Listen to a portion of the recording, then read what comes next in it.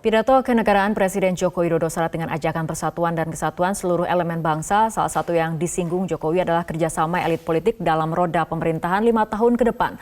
Apakah pesan politik Presiden Jokowi ini akan diterima? Kami akan membahasnya bersama pengamat politik dari UIN Jakarta sekaligus Direktur Eksekutif Parameter Politik Adi Praitno. Selamat malam Mas Adi. Selamat malam Rara. Mas Adi, kita tadi sudah mendengarkan bersama bagaimana kemudian Presiden menyebut visi Indonesia Maju tidak hanya urusan Presiden dan Wakil Presiden, tapi kolaborasi semua pihak, semua elemen, DPR, Yudikatif, semua parpol, LSM, budayawan, bahkan seperti itu. Apa pesan yang memang coba disampaikan oleh Presiden?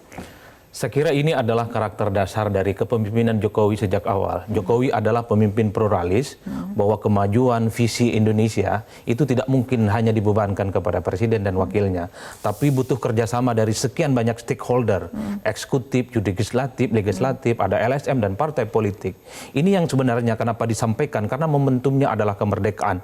Indonesia merdeka itu karena efek dari konsolidasi politik dari berbagai elemen bangsa. Sebab itulah Jokowi ingin mempersonifikasi dirinya sebagai pemimpin yang mengakomodasi berbagai kepentingan politik, apapun friksi sikap politik yang berbeda, bahwa Indonesia maju itu adalah tujuan bersama. Nah, Presiden juga menyebut parpol yang ada saat ini turut berkontribusi untuk meraih cita-cita Indonesia. Apakah ini Presiden mencoba untuk merangkul agar kemudian menciptakan situasi politik yang kondusif? Kalau melihat statementnya normatif sebenarnya yang disampaikan oleh Pak Jokowi, cuman kan jalur membangun bangsa banyak hal. Ada yang di pemerintahan, ada yang di luar. Menjadi oposisi juga menjadi terhormat. Mengingatkan kepada Presiden dan para pembantunya untuk tetap di rail. Bagaimana visi misi membangun Indonesia kerja yang sehat.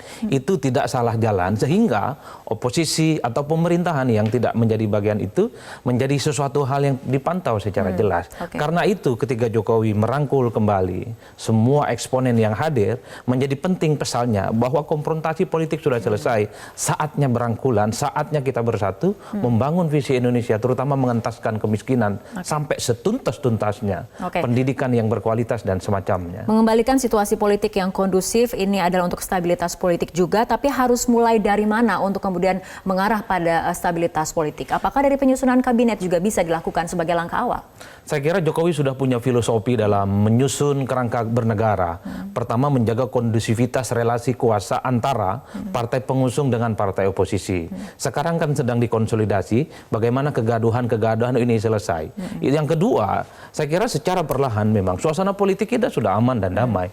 Orang tidak lagi bicara tentang cebong dan kampret, orang tidak lagi bicara tentang partai Tuhan dan partai malaikat gitu ya. Ada partai setan dan seterusnya. Orang kembali normal. Bagaimana 3 kartu sakti yang kemudian dicanangkan oleh Jokowi selama 4-5 tahun ke depan itu bekerja dengan baik. Bagaimana akses terhadap pekerjaan itu juga semakin terbuka. Bagaimana infrastruktur ini juga menyangkut persoalan-persoalan pertanian, kebun karet, nelayan dan seterusnya. Inilah kemudian ada inline dengan ide untuk memindahkan ibu kota ke Kalimantan. Bahwa Indonesia bukan hanya Jawa, kemajuan itu bukan hanya di Jakarta, tapi dengan memindah ibu kota, satu ikhtiar politik bagaimana infrastruktur ekonomi, infrastruktur peradaban secara berlahan juga akan terjadi di berbagai tempat. Baik, sebelum pidato kenegaraan, sebelumnya Presiden juga menyatakan bahwa penyusunan kabinet sudah rampung. Nah, apakah ini akan menjadi gambaran bagaimana Presiden mengakomodir kepentingan-kepentingan untuk bangsa dan juga untuk politik? Kita akan membahas mengenai hal itu, tapi kita ikuti jeda berikut terlebih dahulu.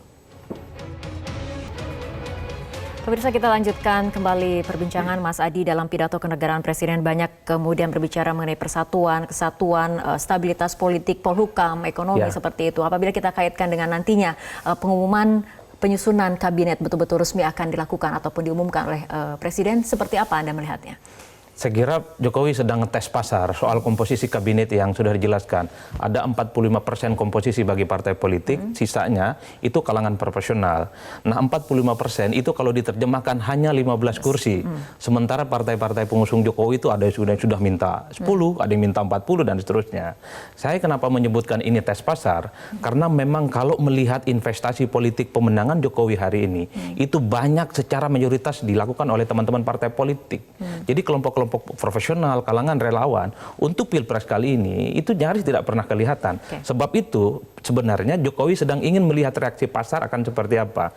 Kan sebenarnya tidak ada yang final. Reaksi pasar atau reaksi elit parpol sendiri? Elit parpol dan reaksi pasar. Karena kecenderungannya memang banyak desakan bahwa tidak ada dikotomi antara kabinet yang berbasiskan partai politik ataupun profesional. Karena banyak juga elit-elit partai yang saat ini sekolahnya bagus, latar belakang politik dan pengalamannya juga bagus dan cukup teruji. Saya kira ini yang perlu diterjemahkan. Tapi satu hal, kalaupun toh 55% itu kalangan profesional, apakah profesional murni ataukah profesional yang di-endorse oleh partai politik atau profesional yang memang memiliki hati yang sama dengan partai politik tertentu. Saya kira Jokowi cukup tahu soal suasana politik kebatinan kita. Yang jelas 45% ataupun 55% bagi kalangan profesional, Jokowi ingin mengunci bahwa persoalan kabinet ini sebenarnya hanya salah satu instrumen untuk menyusun dan memajukan Indonesia dan bukan segala-galanya. Yang jelas Jokowi memutuskan kebutuhan kabinet ini harus berdasarkan suara dukungan mayoritas partai politik internal, bukan karena kekuasaan salah satu partai politik tertentu. Oke, baik. Mas Adi Praitno, terima kasih telah berbincang bersama kami malam hari ini dalam Prime News. Sama-sama, Rara.